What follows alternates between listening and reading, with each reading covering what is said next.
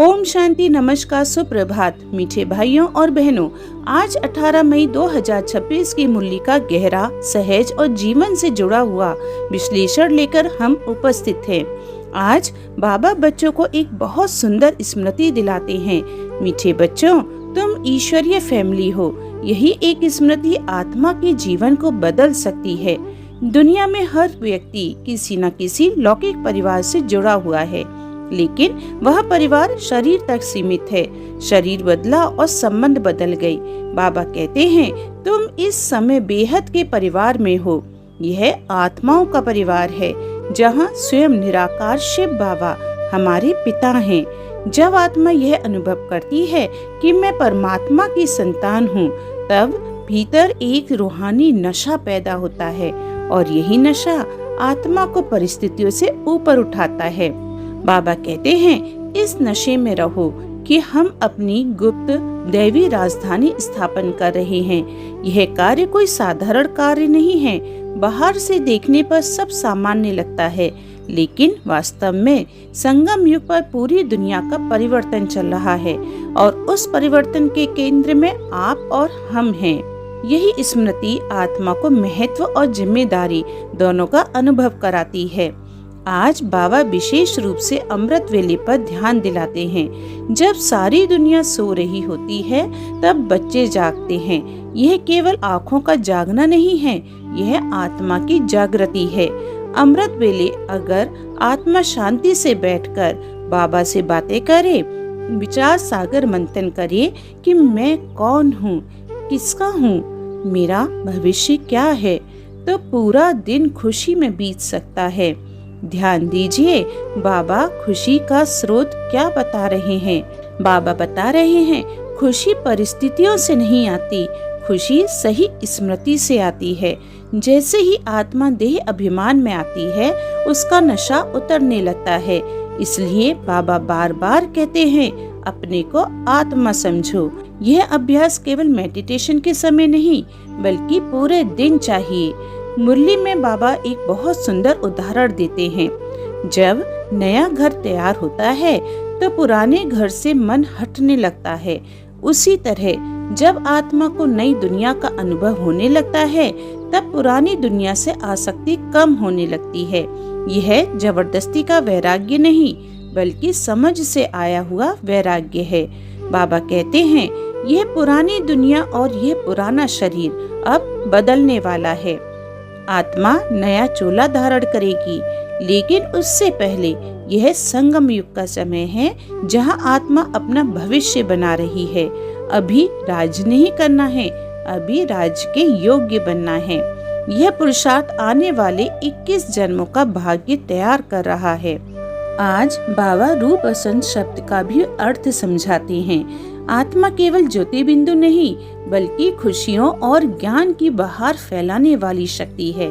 जब आत्मा बाबा के ज्ञान से भर जाती है, तब उसके शब्द, उसका चेहरा, उसका व्यवहार सब में हल्कापन और मिठास आ जाती है।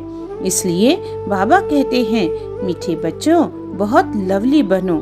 मुरली में बाबा एक और गहरी बात समझाते हैं, स्वदर्शन चक्रधारी बनो। इसका अर्थ केवल चक्र धारण करना नहीं है, इसका अर्थ है सृष्टि चक्र के ज्ञान में रहना। जब आत्मा समझ जाती है कि यह ड्रामा अनादि है, हर चीज समय अनुसार बदल रही है, तब शिकायत समाप्त होने लगती है। फिर आत्मा साक्षी होकर खेल देखती है। आज बाबा सेवा की भावना भी बहुत सुंदर ढंग से समझाते हैं। बाबा कहते हैं, भारत का बहुत बड़ा कल्याण हो रहा है। तुम आत्माओं को बाप का परिचय दे रहे हो। वास्तव में सबसे बड़ी सेवा किसी को परमात्मा से जोड़ देना है, क्योंकि बाप को जानने से ही आत्मा की सद्गति होती है। बाबा गांधी जी का भी उदाहरण देते हैं। वे राम राज्य चाहते थे, लेकिन उसका वास्तविक मार्ग क्या है, यह केवल परमात्मा ही आकर बताते हैं। यह ड्रामा कितना अद्भुत है कि दुनिया शांति चाहती है, लेकिन शांति का वास्तविक स्रोत भूल गई है। आज बाबा बहुत स्पष्ट शब्दों में सावधान भी करते हैं, ध्यान, दीदार और साक्षात्कारों के पीछे मत भागो। कई बार माया इन अनुभवों के माध्यम से भी भ्रम पैदा कर देती है। ज्ञान मार्ग का आधार समझ और स्थिर स्मृति है, ना कि चमत्कार। बाबा कहते हैं, अपने को आत्मा समझकर सिर्फ एक शिव बाबा को याद करो, यही सच्ची साधना है। बाबा बच्चों को देहधारियों के आकर्षण से भी सावधान करते हैं। बाबा कहते हैं, थोड़ा भी देह का प्यार बढ़ेगा तो वही याद बार बार आएगी। इसलिए तुम बच्चों को बहुत सूक्ष्मता से स्वयं को चेक करना है। आत्मिक प्रेम ऊपर उठाता है, लेकिन देह का आकर्षण बंधन बन जाता है। मुरली में बाबा एक बहुत प्यारी बात कहते हैं कि बच्चे बाबा को अपना समाचार दें। इसका गहरा अर्थ है कि आत्मा अपने पुरुषार्थ के प्रति ईमानदार रहे। क्या मैं वास्तव में याद में रहता हूँ? क्या मेरी स्थिति आगे बढ़ रही है? क्या मैं सेवा में मन से जुड़ा हूँ? यह चेकिंग बच्चों को जागरूक बनाती है। बाबा कहते हैं, अभी दुनिया तमो प्रधान होती जा रही है, इसलिए भेदभाव और अशांति बढ़ रही है। भाषा, जाति, विचार, हर बात पर टकराव है।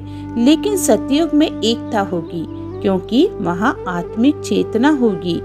देह अभिमान विभाजन लाता है, आत्म अभिमान एकता लाता है। आज की मुरली का सबसे सुंदर सार यही है, शिव बाबा को याद करो। केवल शांति को नहीं, केवल घर को नहीं, लेकिन उस पिता को याद करो जिससे विकर्म विनाश होते हैं। आत्मा का सच्चा प्रेम अपने परम पिता से है। आधा कल्प तक आत्मा उन्हें ढूंढती रही और अब संगम युग पर स्वयं बाप सामने आकर कह रहे हैं, बच्चे मेरे बनो।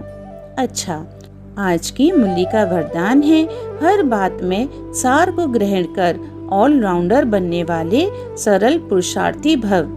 इस वरदान में बहुत गहरी जीवन जीने की कला छिपी हुई है। कई बार हम छोटी छोटी बातों में उलझ जाते हैं। किसने क्या कहा, ऐसा क्यों हुआ, मेरे साथ ही ऐसा क्यों होता है। लेकिन जो आत्मा हर परिस्थिति से केवल सार ग्रहण कर लेती है, उसका पुरुषार्थ सहज हो जाता है। सरल पुरुषार्थी का अर्थ है भीतर हल्कापन। ऐसा व्यक्ति परिस्थितियों को भारी नहीं बनाता, वह हर अनुभव को सीख में बदल देता है। उसकी वाणी में शिकायत नहीं होती, उसके चेहरे पर तनाव नहीं होता, और सबसे बड़ी बात, वह दूसरों को भी सहज अनुभव कराता है। आज के लिए स्वचिंतन बिंदु है, क्या मेरा दिन आत्म अभिमान में बीतता है या देह अभिमान में? क्या अमृत बेला मेरे लिए केवल एक रूटीन है या वास्तव में यह बाबा से मिलने का समय बन चुका है? आज रात को इन प्रश्नों का उत्तर अपनी डायरी में अवश्य लिखें।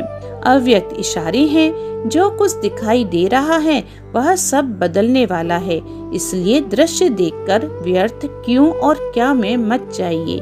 साक्षी होकर देखिए, स्थिर रहिए, यही एक रस स्थिति का आधार है। आज की मुरली का स्लोगन है, साधन यूज करते उनके प्रभाव से न्यारे और बाप के प्यारे बनो। अच्छा, ओम शांति।